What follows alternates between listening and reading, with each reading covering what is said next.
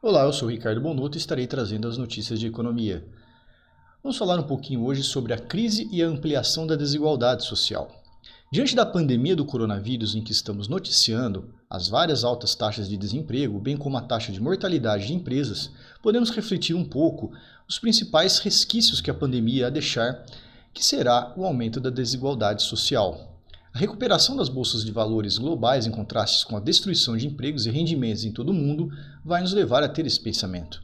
Nas especulações sobre o formato da saída da crise, o que se sugere é uma queda e recuperação, ou uma queda e estagnação.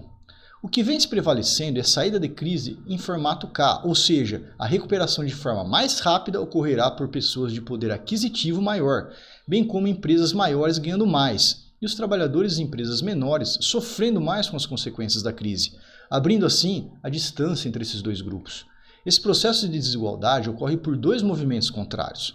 O primeiro é decorrente do isolamento social que atingiu diversos setores, principalmente o setor de serviços, os quais são considerados com vagas precárias e salários mais baixos.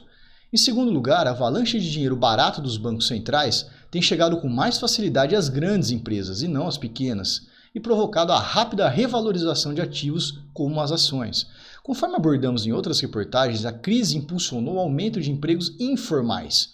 E segundo o Banco Mundial, 70% dos empregos nos países em desenvolvimento, como o caso do Brasil, são informais.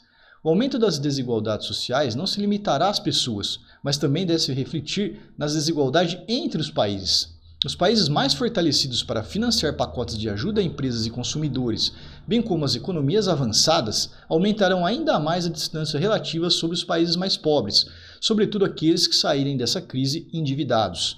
Além disso, com a crise há uma desvalorização das moedas dos países emergentes, no caso o real, por exemplo, o que limitará a importação de tecnologia para melhorar a produtividade futura desses países. E nessa perspectiva, o Brasil pode sim ser particularmente afetado e provocar uma desigualdade maior ainda em relação aos outros países. Isso porque, além do Brasil ter uma dívida pública muito grande em proporção ao seu produto interno bruto entre os emergentes, o Brasil tem 2/3 da vaga de trabalho no setor de serviços sendo no mercado informal. Segundo os dados do Instituto Brasileiro de Economia, da FGV, o Brasil poderá ficar atrás de 89% dos países, em uma lista de 192, na recuperação econômica pós-Covid-19. Eu sou o Ricardo Bonotto e essas foram as notícias de economia.